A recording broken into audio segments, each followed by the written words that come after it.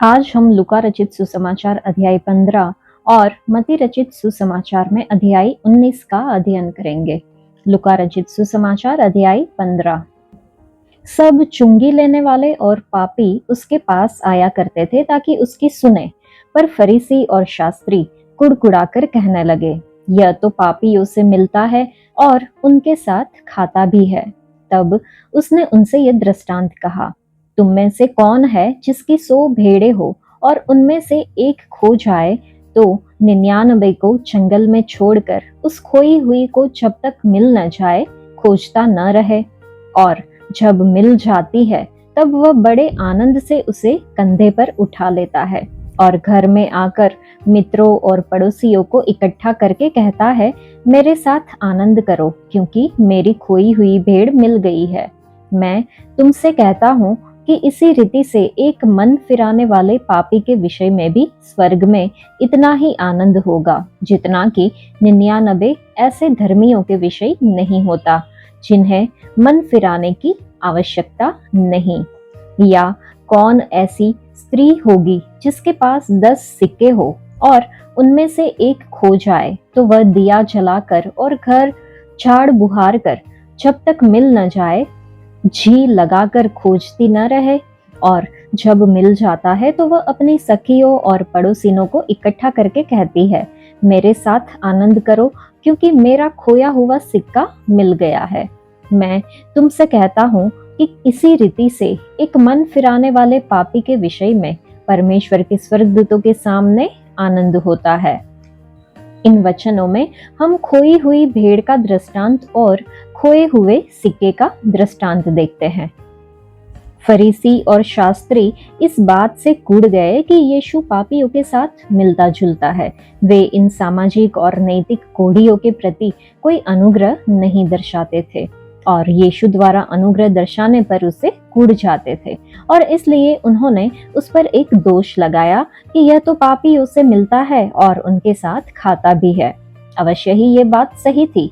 उन्हें लगता था कि यह दोष लगाए जाने योग्य बात है, लेकिन वह तो उसी उद्देश्य को पूरा कर रहे थे जिसके लिए वह इस संसार में आए थे। उनके इसी आरोप के उत्तर में प्रभु यीशु ने खोई हुई भेड़, खोया हुआ सिक्का और आगे हम देखेंगे कि उड़ाऊ पुत्र के दृष्टांत बताए। ये दृष्टांत सीधे सीधे शास्त्रियों और फरीसियों को निशाना बनाकर कहे गए, जो कभी भी परमेश्वर के सामने अपनी खोई हुई दशा को स्वीकार करने की परवाह नहीं करते थे। सच्चाई तो यह थी कि वे भी उतने ही खोए हुए थे जितना कि महसूल लेने वाले और पापी, परंतु वे इसे स्वीकार करने से हठ पूर्वक इनकार कर देते थे। इन 3 दृष्टांतों में मुख्य रूप से यह कहा गया है कि जब परमेश्वर पापियों को मन फिराते हुए देखते हैं तो वह सच्चा आनंद और संतुष्टि पाते हैं, जबकि अपने आप को धर्मी बताने वाले पाखंडियों से उन्हें किसी भी तरह का कोई संतोष प्राप्त नहीं होता, जो अपनी नीच और पापमय दशा को अपने अत्यंत घमंड के कारण स्वीकार नहीं करते। वचन 3 और 4 में प्रभु यीशु को एक चरवाहे के रूप में चित्रित किया गया है। 99 भेड़ें शास्त्रियों और फरीसियों को दर्शाती है। खोई हुई भेड़ किसी ऐसे महसूल लेने वाले या पापी का प्रतीक है जिसने अपना पाप मान लिया हो। जब चरवाहे को पता चलता है कि उसकी भेड़ों में से एक खो गई है तो वह 99 को जंगल में छोड़कर उस एक को तब तक खोजता है जब तक मिल न जाए। जहां तक हमारे प्रभु की बात है, खोजबीन की इस यात्रा में पृथ्वी पर उनका आना, लोगों के बीच उनकी सार्वजनिक सेवकाई के वर्ष, उनका तिरस्कार, दुख उठाना और मृत्यु शामिल है।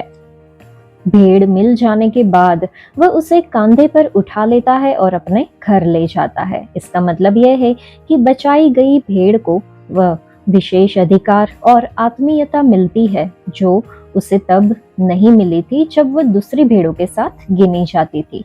चरवाहे ने अपने मित्र और पड़ोसियों को बुलाया और खोई हुई भेड़ के मिल जाने के उपलक्ष्य में उनके साथ आनंद किया। यह बात एक पापी के मन फिराने पर उद्धारकर्ता के आनंद को प्रकट करती है।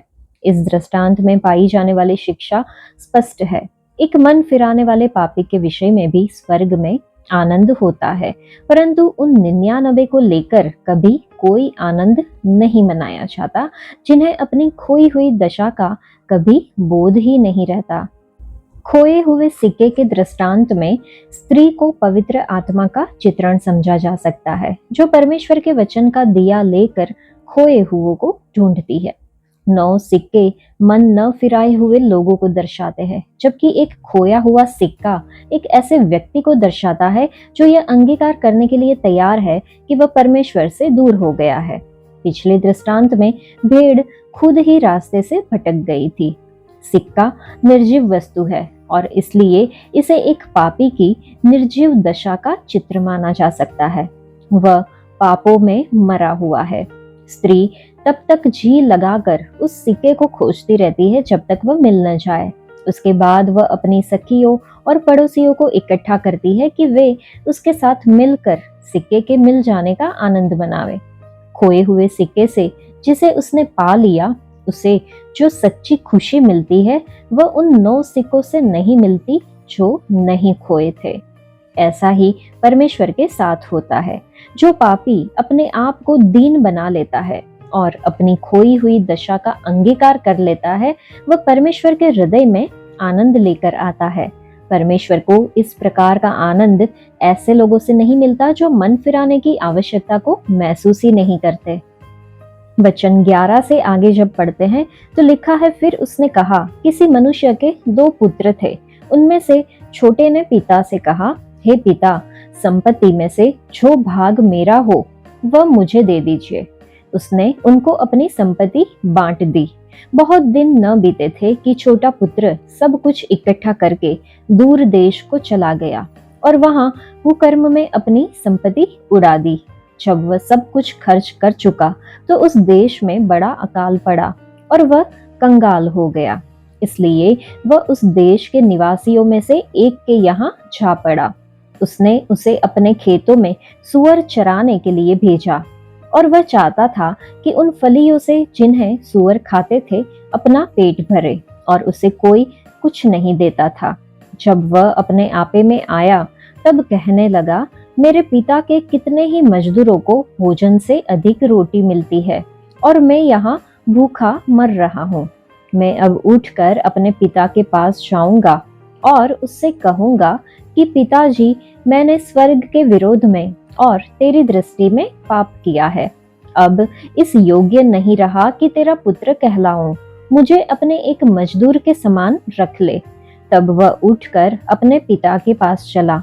वह अभी दूर ही था कि उसके पिता ने उसे देखकर तरस खाया और दौड़कर उसे गले लगाया और बहुत चूमा। पुत्र ने उससे कहा, पिताजी, मैंने स्वर्ग के विरोध में और तेरी दृष्टि में पाप किया है और अब इस योग्य नहीं रहा कि तेरा पुत्र कहलाऊं। परंतु पिता ने अपने दासों से कहा, झट अच्छे से अच्छा वस्त्र निकाल कर उसे पहनाओ और उसके हाथ में अंगूठी और पांवों में जूतियां पहनाओ और पला हुआ बछड़ा लाकर मारो, ताकि हम खाएं और आनंद मनाएं, क्योंकि मेरा यह पुत्र मर गया था फिर जी गया है, खो गया था अब मिल गया है। और वे आनंद करने लगे। परंतु उसका जेठा पुत्र खेत में था। जब वह आते हुए घर के निकट पहुंचा तो उसने गाने बजाने और नाचने का शब्द सुना। अतः उसने एक दास को बुलाकर पूछा, यह क्या हो रहा है? उसने उससे कहा, तेरा भाई आया है और तेरे पिता ने पला हुआ बछड़ा कटवाया है, इसलिए कि उसे भला चंगा पाया है। यह सुनकर वह क्रोध से भर गया और भीतर जाना न चाहा, परंतु उसका पिता बाहर आकर उसे मनाने लगा। उसने पिता को उत्तर दिया, देख, मैं इतने वर्ष से तेरी सेवा कर रहा हूँ और कभी भी तेरी आज्ञा नहीं टाली, तो भी तूने मुझे कभी एक बकरी का बच्चा भी न दिया कि मैं अपने मित्रों के साथ आनंद करता। परंतु जब तेरा यह पुत्र, जिसने तेरी संपत्ति वेश्याओं में उड़ा दी है, आया तो उसके लिए तूने पला हुआ बछड़ा कटवाया।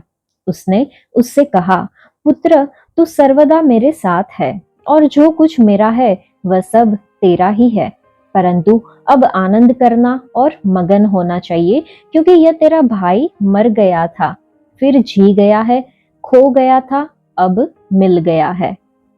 यहाँ पर हम खोए हुए पुत्र का दृष्टांत देखते हैं। परमेश्वर का चित्रण किसी ऐसे मनुष्य के रूप में किया गया है जिसके दो पुत्र थे। छोटा पुत्र मन फिराने वाले पापी को दर्शाता है, जबकि बड़ा पुत्र शास्त्रियों और फरीसियों को दर्शाता है। शास्त्री और फरीसी जैसे लोग सृष्टि के भाव से परमेश्वर की संतान है, यद्यपि छुटकारे के भाव से नहीं। छोटे पुत्र को उड़ाऊ पुत्र भी कहा जाता है। उड़ाऊ एक ऐसे व्यक्ति को कहते हैं जो बहुत फिजूल खर्ची करता है और जो धन की बर्बादी करता है। यह पुत्र अपने पिता के घर से अघा गया और उसने उस घर को छोड़ देने का निर्णय लिया। वह अपने पिता की मृत्यु तक भी रुकना नहीं चाहता और इसलिए उसने समय से पहले ही संपत्ति में से अपना भाग मांग लिया। पिता ने अपने पुत्र को उनका भाग दे दिया। कुछ ही समय बाद छोटा पुत्र एक दूर देश को चला गया और उसने अपना सारा धन पापमयी भोग विलास में उड़ा दिया। जैसे ही उसका धन समाप्त हो गया, उस देश में बड़ा अकाल पड़ा और वह दुर्दशा की अवस्था में पहुंच गया। उसे सूअर चराने का कार्य ही मिल सका, एक ऐसा कार्य जो एक सामान्य यहूदी के लिए सबसे घृणित कार्य है। जब वह सूअरों को उनके बर्तनों में फलियां खाते देखता था तो उसका जी जल उठता था। उसकी तुलना में खाने के लिए सूअरों के पास ज्यादा था और कोई भी उसकी सहायता करने को तैयार नहीं था। उसके वे मित्र जो धन उड़ाते समय उसके साथ थे, वे सभी गायब हो चुके थे। यह अकाल उसके लिए एक आशीष का रूप धारण करके आया था। इस अकाल ने उसे सोचने के लिए मजबूर किया। उसे याद आने लगा कि उसके पिता के मजदूरों का जीवन उसकी तुलना में कहीं ज्यादा आरामदायक है। उनके पास खाने के लिए भोजन है, जबकि वह भूखा मर रहा है। जब वह इस विषय पर सोच ही रहा था, तभी उसने एक निर्णय लिया।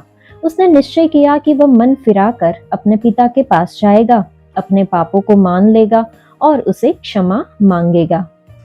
उसने यह जान लिया कि वह अब इस योग्य नहीं रहा कि अपने पिता का पुत्र कहलाए और इसलिए उसने एक मजदूर की नाई उसके यहाँ नौकरी करने का मन बनाया।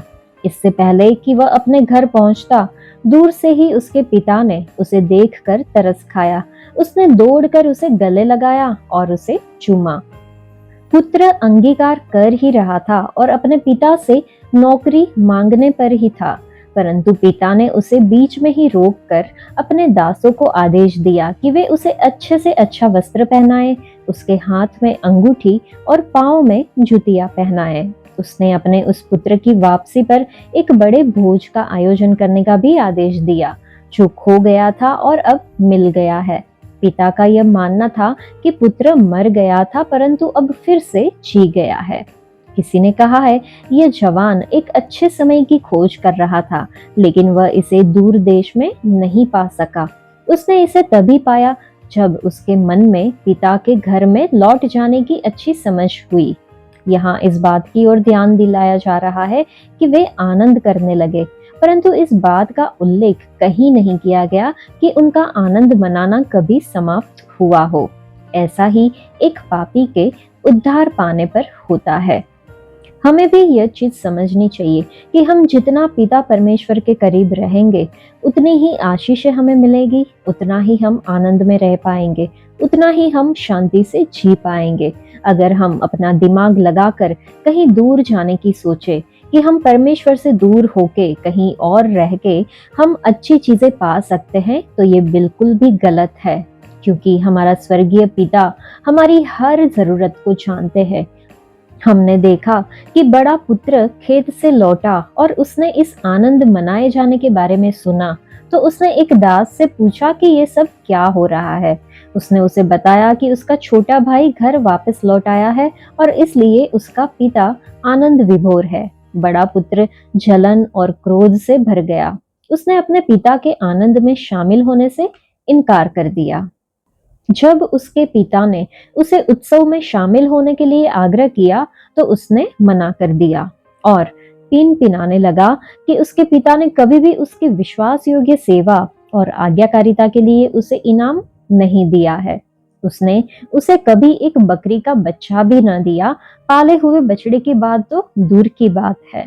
उसने शिकायत करते हुए कहा कि जब उड़ाऊ पुत्र पिता की सारी संपत्ति वेश्याओं पर लुटाकर आया है, तो पिता को एक बड़ा उत्सव आयोजित करने में कोई हिचक महसूस न हुई।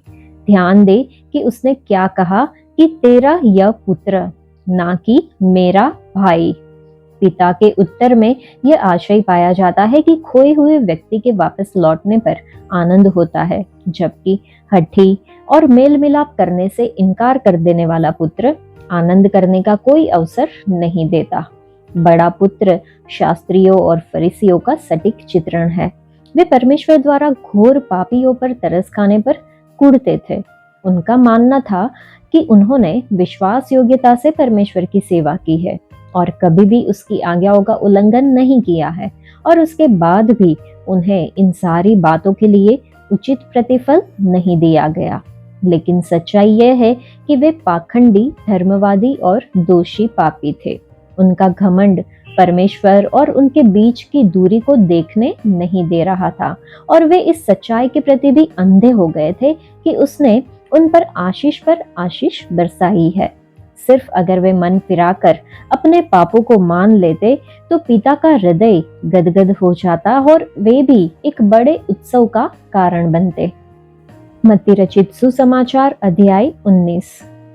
जब यीशु ये बातें कह चुका तो गलील से चला गया और यरदन के पार यहूदिया के प्रदेश में आया। तब बड़ी भीड़ उसके पीछे हो ली और उसने वहां उन्हें चंगा किया। तब फरीसी उसकी परीक्षा करने के लिए पास आकर कहने लगे, क्या हर एक कारण से अपनी पत्नी को त्यागना उचित है? उसने उत्तर दिया, क्या तुमने नहीं पढ़ा कि जिसने उन्हें बनाया उसने आरंभ से नर और नारी बनाकर कहा। इस कारण मनुष्य अपने माता पिता से अलग होकर अपनी पत्नी के साथ रहेगा और वे दोनों एक तन होंगे। अतः वे अब दो नहीं परंतु एक तन है। इसलिए जिसे परमेश्वर ने जोड़ा है उसे मनुष्य अलग न करे। उन्होंने उससे कहा, फिर मूसा ने यह क्यों ठहराया कि त्याग पत्र देकर उसे छोड़ दे? उसने उनसे कहा, मूसा ने तुम्हारे मन की कठोरता के कारण तुम्हें अपनी अपनी पत्नी को छोड़ देने की आज्ञा दी, परंतु आरंभ से ऐसा नहीं था। और मैं तुमसे कहता हूँ कि जो कोई व्यभिचार को छोड़ और किसी कारण से अपनी पत्नी को त्याग कर दूसरी से विवाह करे, वह व्यभिचार करता है, और जो उस छोड़ी हुई से विवाह करे वह भी व्यभिचार करता है। चेलों ने उससे कहा, यदि पुरुष का स्त्री के साथ ऐसा संबंध है तो विवाह करना अच्छा नहीं। उसने उनसे कहा, सब यह वचन ग्रहण नहीं कर सकते, केवल वे जिनको यह दान दिया गया है, क्योंकि कुछ नपुंसक ऐसे हैं जो माता के गर्भ ही से ऐसे जन्मे, और कुछ नपुंसक ऐसे हैं जिन्हें मनुष्य ने नपुंसक बना दिया, और कुछ नपुंसक ऐसे हैं जिन्होंने स्वर्ग के राज्य के लिए अपने आप को नपुंसक बनाया है। जो इसको ग्रहण कर सकता है वह ग्रहण करे। तब लोग बालकों को उसके पास लाए कि वह उन पर हाथ रखे और प्रार्थना करे, पर चेलों ने उन्हें डांटा। यीशु ने कहा, बालकों को मेरे पास आने दो और उन्हें मना न करो, क्योंकि स्वर्ग का राज्य ऐसो ही का है। और वह उन पर हाथ रख कर वहां से चला गया।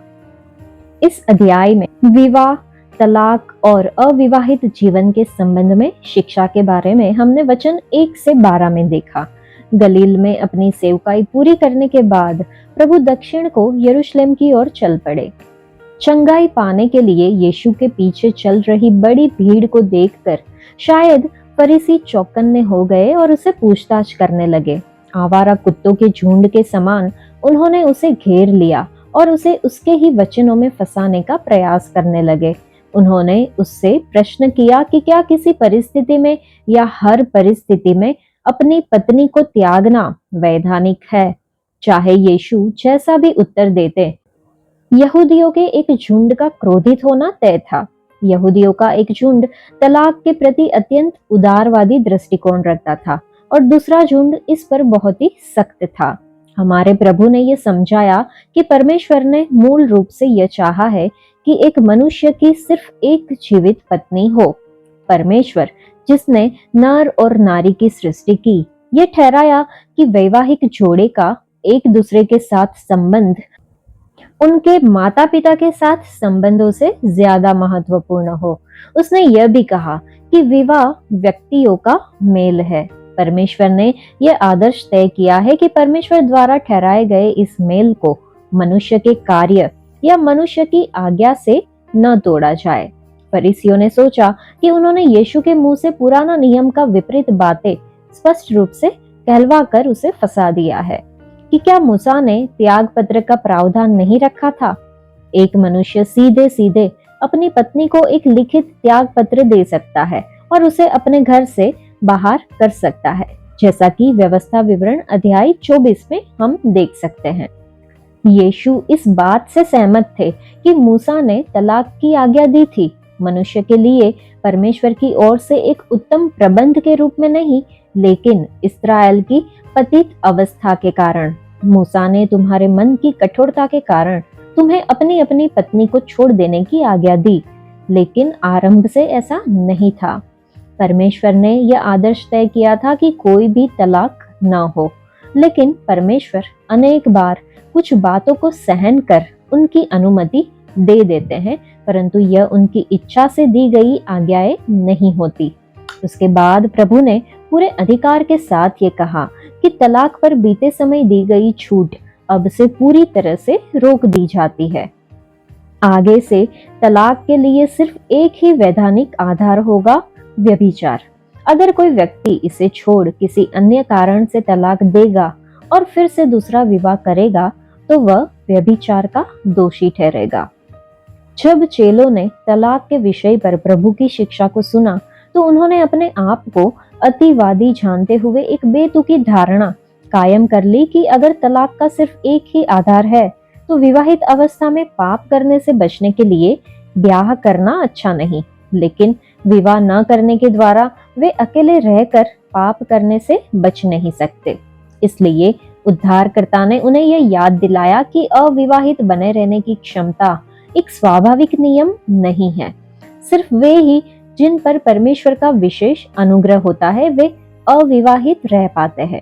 यह कथन सब यह वचन ग्रहण नहीं कर सकते, केवल वे जिनको यह दान दिया गया है। उसका मतलब यह नहीं है कि प्रभु जो कह रहे हैं उसे सब समझ नहीं सकते, लेकिन यह है कि अविवाहित नहीं रह सकते अगर वे इसके लिए बुलाए नहीं गए हैं। प्रभु यीशु ने यह स्पष्ट किया कि नपुंसक 3 प्रकार के होते हैं। कुछ मनुष्य बिना संतानोत्पत्ति क्षमता के जन्मे होने के कारण नपुंसक कहलाते हैं। दूसरे इसलिए नपुंसक कहलाते हैं क्योंकि वे मनुष्यों द्वारा नपुंसक बनाए दिए जाते हैं। पूर्वी देशों के शासक प्राय रनवास में रहने वाले सेवकों को बधिया कर नपुंसक बना देते थे, लेकिन यीशु इस समय ऐसे लोगों को अपने विचार में रखकर बातें कर रहे हैं जिन्होंने स्वर्ग के राज्य के लिए अपने आप को नपुंसक बनाया। ये मनुष्य विवाहित भी हो सकते हैं और इनमें कोई शारीरिक कमी नहीं है, तो भी राजा और उसके राज्य के प्रति अपने समर्पण के कारण उन्होंने जानबूझकर विवाह नहीं किया ताकि वे बिना किसी रुकावट के अपने आप को मसीह के कार्य के लिए दे सके। जैसा कि बाद में पौलुस ने यह लिखा है कि अविवाहित पुरुष प्रभु की बातों की चिंता में रहता है कि प्रभु को कैसे प्रसन्न रखे।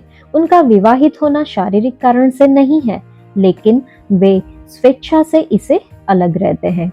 हर व्यक्ति इस प्रकार का जीवन व्यतीत नहीं कर पाता, लेकिन सिर्फ वे ही जिन्हें परमेश्वर द्वारा इस हेतु समर्थ बनाया गया है। इसीलिए पहले कुरिन्थियों की पत्री अध्याय 7 में वचन 7 में हम देखते हैं कि हर एक को परमेश्वर की ओर से विशेष विशेष वरदान मिले हैं, किसी को किसी प्रकार का और किसी को किसी और प्रकार का।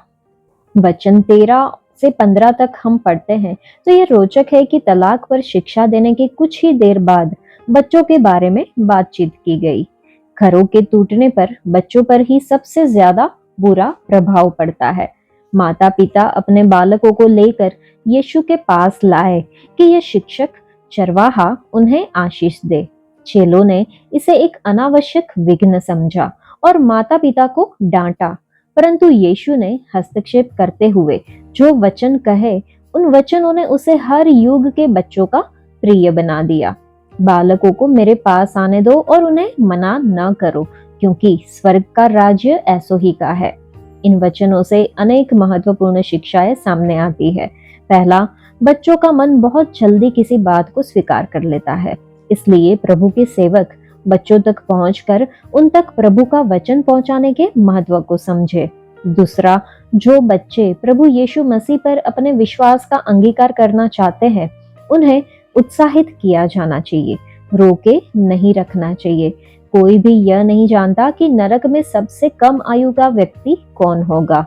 अगर एक बच्चा सचमुच में उद्धार पाने की इच्छा प्रकट करता है, तो उसे यह नहीं कहना चाहिए कि वह इसके लिए अभी छोटा है। साथ ही साथ बच्चों पर जबरदस्ती नहीं करना चाहिए कि वे विश्वास का अंगीकार करें, क्योंकि वे भावुक निवेदनों के प्रति संवेदनशील होते हैं।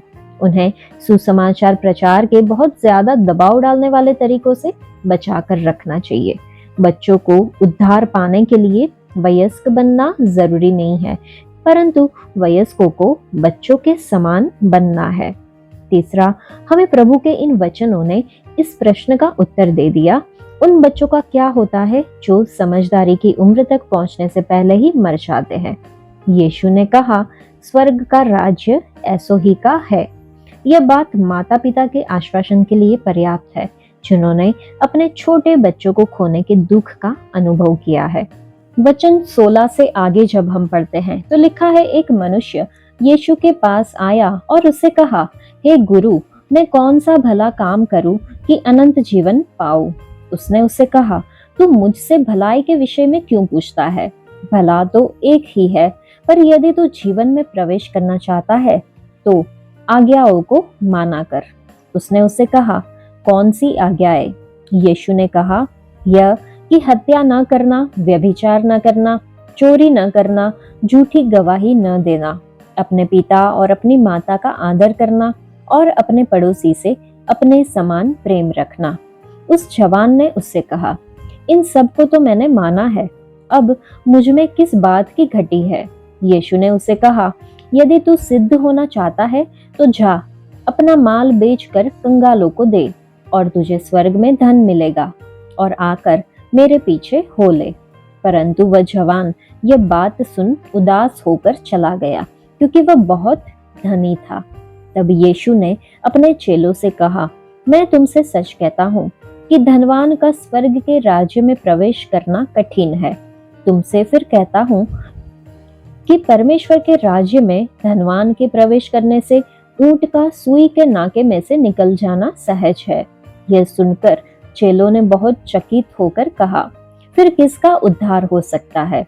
यीशु ने उनकी ओर देखकर कहा, मनुष्यों से तो यह नहीं हो सकता, परंतु परमेश्वर से सब कुछ हो सकता है। इस पर पतरस ने उससे कहा, देख, हम तो सब कुछ छोड़ के तेरे पीछे हो लिए हैं, तो हमें क्या मिलेगा? यीशु ने उनसे कहा, मैं तुमसे सच कहता हूँ कि नई सृष्टि में जब मनुष्य का पुत्र अपनी महिमा के सिंहासन पर बैठेगा, तो तुम भी जो मेरे पीछे हो लिए हो 12 सिंहासनों पर बैठकर इस्राएल के 12 गोत्रों का न्याय करोगे। और जिस किसी ने घरों, भाइयों या बहनों या पिता या माता या बाल बच्चों या खेतों को मेरे नाम के लिए छोड़ दिया है, उसको 100 गुना मिलेगा और वह अनंत जीवन का अधिकारी होगा। परंतु बहुत से पहले है पिछले होंगे, और जो पिछले है पहले होंगे। इन वचनों को पढ़ के हम समझते हैं कि थोड़े ही समय पहले हमने स्वर्ग का राज्य छोटे बच्चों का है उसके बारे में देखा। अब हम यह देखेंगे कि वयस्कों के लिए इसमें प्रवेश कर पाना कितना कठिन है। एक धनी व्यक्ति प्रभु के पास पहुंचा और उसने उसे एक सच्चा प्रतीत होने वाला प्रश्न किया। यीशु को गुरु कहकर संबोधित करते हुए उसने पूछा कि अनंत जीवन पाने के लिए उसे कौन सा भला काम करना चाहिए। इस प्रश्न से यह भेद खुल जाता है कि वह यीशु की सच्ची पहचान और उद्धार के मार्ग से परिचित नहीं था। उसने यीशु को गुरु कहा। ऐसा कहते हुए उसने यीशु को दूसरे महान मनुष्यों की बराबरी पर रख दिया और उसने अनंत जीवन को एक भेंट की बजाय अर्जित करने की वस्तु समझा। हमारे प्रभु ने उसे 2 बिंदुओं पर परखा। ये पूछने के द्वारा कि तू मुझसे भलाई के विषय में क्यों पूछता है, भला तो एक ही है। यीशु अपनी ईश्वरीय पहचान का इनकार नहीं कर रहा था, लेकिन उस व्यक्ति को यह कहने का एक अवसर प्रदान कर रहा था, इसी कारण मैंने तुझे उत्तम गुरु कहा है, तू परमेश्वर है। उद्धार के बिंदु पर उसे परखने के लिए यीशु ने उसे कहा, पर यदि तू जीवन में प्रवेश करना चाहता है तो आज्ञाओं को माना कर। उद्धारकर्ता के कहने का अर्थ यह नहीं है कि आज्ञाओं का पालन करने के द्वारा उद्धार पाया जा सकता है, बल्कि वह व्यवस्था का उपयोग मनुष्य के हृदय में पाप का एहसास करवाने के लिए कह रहे थे। यह व्यक्ति अब भी इस भ्रम में था कि वह कर्म के आधार पर स्वर्ग के राज्य का अधिकारी बन सकता है, इसलिए वह उसी व्यवस्था का पालन करे जिसने उसे बताया है कि उसे क्या करना है। हमारे प्रभु ने 5 आज्ञाओं के बारे में कहा, जो प्राथमिक रूप से हमारे संगी भाई के साथ हमारे व्यवहार से संबंधित है। वह इन आज्ञाओं को उनके उत्कर्ष तक पहुंचाते हुए कहते हैं, अपने पड़ोसी से अपने समान प्रेम रखना। अपने स्वार्थ को अनदेखा करते हुए यह व्यक्ति घमंड कर रहा था कि उसने इन आज्ञाओं को हमेशा से माना है। उसके बाद हमारे प्रभु ने इस व्यक्ति द्वारा अपने पड़ोसी से अपने समान प्रेम रखने की असफलता की पोल खोलते हुए कहा कि वह अपनी सारी संपत्ति बेच दे और उसे प्राप्त धन को कंगालों को दे दे। उसके बाद वह यीशु के पास आकर उसके पीछे हो ले। प्रभु के कहने का अर्थ यह नहीं था कि यह व्यक्ति अपनी संपत्ति बेचकर और उससे मिले धन को दान कर उद्धार पा सकता है। उद्धार पाने का सिर्फ एक ही उपाय है, प्रभु यीशु पर विश्वास। लेकिन उद्धार पाने के लिए एक व्यक्ति को यह स्वीकार करना जरूरी है कि उसने पाप किया है और परमेश्वर की पवित्रता की मांगों को पूरा कर पाने से वह काफी दूर है। धनी व्यक्ति द्वारा अपनी संपत्ति दूसरों के साथ बांटने की अनिच्छा से ये प्रकट हो गया कि वह अपने पड़ोसी से अपने समान प्रेम नहीं रखता था। उसे यह कहना चाहिए था कि प्रभु, अगर यह कार्य अनिवार्य है तब मैं एक पापी हूँ। मैं अपने आप को अपने खुद के प्रयासों से नहीं बचा सकता, इसलिए मैं आपसे प्रार्थना करता हूँ कि आप अपने अनुग्रह के द्वारा मेरा उद्धार करें। अगर उसने उद्धारकर्ता के निर्देशों का पालन किया होता तो उसे उद्धार का मार्ग बताया जाता।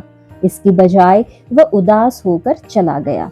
धनी व्यक्ति के इस प्रत्युत्तर ने यीशु को यह कहने का अवसर दिया कि धनवान का स्वर्ग के राज्य में प्रवेश करना कठिन है। हमारा धन हमारे लिए देवता बन जाता है। ये बहुत कठिन है कि हमारे पास धन हो और हम उस पर भरोसा न रखें। हमारे प्रभु ने यह कहा, परमेश्वर के राज्य में धनवान के प्रवेश करने से ऊंट का सुई के नाके से निकल जाना सहज है। ऊंट के लिए यह पूरी तरह से असंभव है कि वह सुई की नोक में से पार हो सके। सुई की नोक को अक्सर नगर के फाटक में एक छोटे दरवाजे के रूप में समझाया जाता है। एक ऊंट अपने घुटनों के बल होकर सरकते हुए इससे पार हो सकता है, परंतु बड़ी मुश्किल से। किंतु लुका में इस स्थल के समांतर स्थल में सुई के लिए जिस शब्द का उपयोग किया गया है, यह वही शब्द है जिसे चिकित्सकों द्वारा उपयोग की जाने वाली सुई के लिए प्रयोग में लाया जाता है। संदर्भ से यह स्पष्ट होता है कि प्रभु यह नहीं कह रहे थे कि यह कठिन है, लेकिन वह कहते हैं कि यह असंभव है। मानवीय दृष्टिकोण से एक धनी व्यक्ति का उद्धार ऐसे ही अपने आप नहीं हो सकता।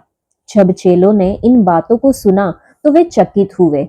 वे यहूदी थे और इसलिए मूसा की व्यवस्था के अधीन थे, जिसमें परमेश्वर ने उन्हें ये प्रतिज्ञा दी थी कि जो उसकी आज्ञा का पालन करेगा उसे वह समृद्ध बनाएगा। वे धन संपत्ति को परमेश्वर की आशीषों के चिन्ह के रूप में देखते थे।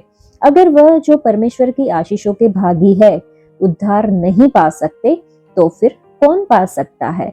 प्रभु ने उत्तर दिया, मनुष्यों से तो यह हो नहीं सकता, परंतु परमेश्वर से सब कुछ हो सकता है। मनुष्य के दृष्टिकोण से किसी का भी उद्धार हो नहीं सकता। सिर्फ परमेश्वर आत्मा का उद्धार कर सकता है। परंतु एक निर्धन की तुलना में धनी व्यक्ति के लिए मसीह की इच्छा के आगे समर्पण करना ज्यादा कठिन हो जाता है। इस बात का प्रमाण यह है कि बहुत कम धनी अपना मन फिराते हैं। उनके लिए ये लगभग असंभव होता है कि वे अपनी जीविका के दृश्य माध्यमों से अपना भरोसा हटाकर एक अदृश्य उद्धारकर्ता पर विश्वास कर सके। सिर्फ परमेश्वर इस प्रकार का परिवर्तन ला सकते हैं। वचन 27 से 30 में त्याग का जीवन जीने पर मिलने वाले प्रतिफल के संबंध में शिक्षा है। पतरस ने उद्धारकर्ता की शिक्षा के अभिप्राय को समझ लिया, यह समझते हुए कि यीशु यह कह रहे हैं, सब कुछ त्याग कर मेरे पीछे आ जाओ। पतरस इठलाने लगा कि उसने और अन्य चेलों ने ठीक ऐसा ही किया है। उसके बाद उसने आगे पूछा, तो हमें क्या मिलेगा? पतरस का स्वार्थ यह दर्शा रहा था कि पुराना मनुष्यत्व उस पर हावी हो रहा है। इस प्रकार की आत्मा से हम सबको अपने आप को बचाकर रखना है। वह परमेश्वर के साथ मोल भाव कर रहा था। प्रभु ने पतरस को आश्वस्त किया कि प्रभु के लिए जिसने भी जो कुछ किया है उसे एक एक चीज के लिए भरपूर प्रतिफल दिया जाएगा। विशेष करके 12 चेलों को मसीह के 1000 वर्ष के राज्य में अधिकार के पद दिए जाएंगे। यहाँ पर अनंत जीवन पृथ्वी पर मसीह के आने वाले राज्य को कहा गया है। यह इस कथन के माध्यम से समझाया गया है जब मनुष्य का पुत्र अपनी महिमा के सिंहासन पर बैठेगा। हमने पूर्व में राज्य के इस चरण को प्रकटीकरण में राज्य कहा है। उस समय 12 चेले 12 सिंहासनों पर बैठ के इस्राएल के 12 गोत्रों का न्याय करेंगे। नया नियम में जिन प्रतिफलों के विषय में कहा गया है वे 1000 वर्ष के राज्य में प्रशासन करने से काफी निकटता से जुड़े हुए हैं। उन्हें मसीह के न्याय सिंहासन के सामने प्रतिफल दिया जाएगा, परंतु इसका प्रकटीकरण तब होगा जब प्रभु पृथ्वी पर राज्य करने के लिए लौटेंगे। जहां तक विश्वासियों की सामान्य बात है, यीशु ने कहा कि जितनों ने घरों या भाइयों या बहनों या पिता या लड़के बालों या खेतों को उसके नाम के लिए छोड़ दिया है, उनको 100 गुना मिलेगा। इस जीवन में वे विश्वासियों की विश्वव्यापी सहभागिता का आनंद उठाते हैं, जिससे पृथ्वी पर उनके द्वारा छोड़ी गई चीजों की पर्याप्त क्षतिपूर्ति हो जाती है। अगर वे एक घर छोड़ते हैं तो उन्हें सैकड़ों मसीही परिवार मिलते हैं जहां उन्हें गर्मजोशी से स्वीकार किया जाता है। अगर वे अपनी भूमि या धन का त्याग करते हैं तो उन्हें बेहिसाब आत्मिक धन प्राप्त होता है। सारे विश्वासियों के लिए भविष्य का प्रतिफल अनंत जीवन होगा। इसका मतलब यह नहीं है कि हम सब कुछ छोड़ देने या त्याग करने के द्वारा अनंत जीवन को अर्जित करते हैं। अनंत जीवन एक ऐसा इनाम है जिसे हम अर्जित नहीं कर सकते। यहाँ पर यह कहा गया है कि जो अपना सब कुछ त्याग देते हैं उन्हें प्रतिफल के रूप में स्वर्ग में अनंत जीवन का आनंद लेने के लिए अधिक क्षमता प्रदान की जाती है। सारे विश्वासियों को अनंत जीवन प्राप्त होगा, परंतु हर एक इसका आनंद अलग अलग अंश में लेगा। प्रभु ने मोल भाव करने की आत्मा के विरुद्ध चेतावनी देते हुए अपनी टिप्पणी समाप्त की। उन्होंने पतरस से कुछ इस प्रकार कहा, तुम मेरे नाम से जो कुछ करते हो उसके लिए तुम्हें प्रतिफल दिया जाएगा, परंतु सावधान रहो कि स्वार्थ तुम पर हावी न हो जाए, क्योंकि ऐसा होने पर बहुतेरे जो पहले हैं पिछले होंगे और जो पिछले हैं पहले होंगे। ये चेतावनी अगले अध्याय में एक दृष्टांत के माध्यम से चित्रित की गई है। यह कथन इस बात के प्रति भी सचेत करता है कि चेलेपन के मार्ग पर अच्छी शुरुआत करना ही पर्याप्त नहीं है। महत्वपूर्ण यह है कि हमारा अंत कैसा है। आज के लिए इतना ही। परमेश्वर आप सबको आशीष दे। धन्यवाद।